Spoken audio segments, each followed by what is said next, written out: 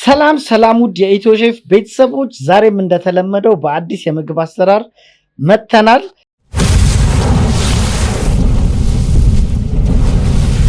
ዛሬ ደግሞ በጣም ቆንጆ የሆነ የምስር ሾርባ ነው ይዘንላችሁ የመጣ ነው።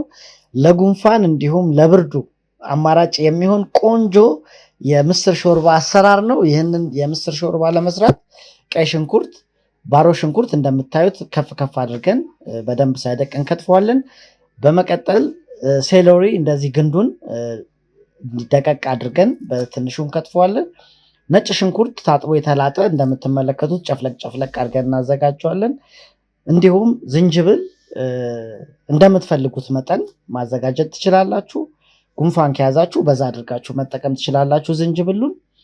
በመቀጠል ቲማቲም በምታዩት መልኩ ጎረድ ጎረድ አድርገን እናዘጋጃለን። ምስር የሚለውን ቴስት እንዲያጠፋልን አንድ አነስ ያለሽ ካሮት በምታዩት መልኩ ከትፈን እናዘጋጃለን። በመቀጠል መጥበሻችንን እናግልና ዘይት አድርገን ካሮትና ሽንኩርቱን እንጠብሰዋለን። ውድ የኢትዮ ሼፍ ቤተሰቦች ይህንን የዩቲዩብ ቻናል ላይክ እና ሼር በማድረግ ብዙ ሰዎች ጋር እንዲደርስ አድርጉ። ሰብስክራይብ ያላረጋችሁ ሰዎች የደውል ምልክቷን ተጭናችሁ ኦል የሚለውን ተጭናችሁ ሁልጊዜ የምንሰራው ቪዲዮ ቀድሞ ለእናንተ እንዲደርስ ቤተሰብ መሆናችሁን አትርሱ። በመቀጠል ነጭ ሽንኩርት፣ ባሮና ሴለሪውን ጨምረን አብረን እንጠብሰዋለን። ትንሽ ከጠበስነው በኋላ ቲማቲሙን ጨምረን በምታዩት መልኩ በደንብ እንጠብሰዋለን። ከጎን ምስራችንን በደንብ ለቅመን በደንብ አጥበን እናዘጋጃለን። በደንብ ከተጠበሰልን በኋላ አጥበን ያዘጋጀነውን ምስር ጨምረን ትንሽ እንጠብሰዋለን አብረን። ሌላ እንድንሰራላችሁ የምትፈልጉት ማንኛውም አይነት የምግብ አይነት ካለ ጻፉልን፣ እኛም ለእናንተ ሰርተን የምናቀርብላችሁ ይሆናል። እዚህ ጋር ትንሽ ከጠበስነው በኋላ እንቀምመዋለን። መጀመሪያ ጨው አድርገን እንጠብሰዋለን ትንሽ። በመቀጠል ውሃ ጠብ እያደረግን ትንሽ እናበስለውና ትንሽ ከበሰለ በኋላ ወይንም ትንሽ ጠብ አድርገን ካቁላላን በኋላ ከልሰን እናበስለዋለን። ሁልጊዜ ለእናንተ ምርጥ ምርጡን በመስራት የምናቀርብላችሁ ኢትዮ ሼፎች ነን። ይህንን ፔጅ ፎሎ በማድረግ ወይንም ይህንን የዩቲዩብ ቻናል ሰብስክራይብ በማድረግ የምንሰራቸው ቪዲዮዎች ለእናንተ እንዲደርሳችሁ ኦል የሚለውን ምልክት በመጫን ቤተሰብ ሁኑን።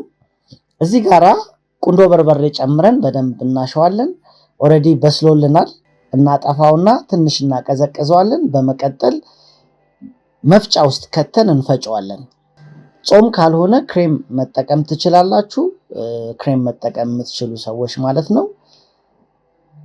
በምታዩት መልኩ ከፈጨን በኋላ መልሰን ወደ መጥበሻችን አድርገን ትንሽ እናበስለዋለን። እንደምታዩት ይሄ አረፋውን እስኪከት ድረስ ወይንም እስኪበስል ድረስ ትንሽ እናንተከትኳለን። ከወፈረብን ውሃ ጨምረን እናንተከትኳለን ማለት ነው። ለእኔ በጣም ቆንጆ የሆነ ውፍረት ነው ያለው። ስለዚህ እንደምታዩት በስሎልኛል። ቀምሼ ቴስቱም ቆንጆ ነው፣ እንደምፈልገው ነው። ስለዚህ በማቅረቢያ ሳህናችን በምታዩት መልኩ እናዘጋጀዋለን፣ እናቀርበዋለን። ከጎን የተጠበሰ ዳቦ ክሩቶንስ እናዘጋጅና እንደምትመለከቱት በክሩቶንስ ደግሞ ሲሆን የበለጠ ነው የሚጣፍጠው። ውድ የኢትዮ ሼፍ ቤተሰቦች ይህንን የመሰለ የምስር ሾርባ በቤታችሁ ሰርታችሁ እንድትመገቡ የኢትዮ ሼፍ ግብዣ ነው። ለማንኛውም አይነት ሀሳብ አስተያየት የሀሳብ መስጫውን ይጠቀሙ። እንድንሰራላችሁ የምትፈልጉት ምግብ ካለ ጻፉልን፣ እኛም እንሰራላችኋለን። አብራችሁን ስለሆናችሁ ከልብ እናመሰግናለን። መልካም ጊዜ፣ መልካም ቆይታ።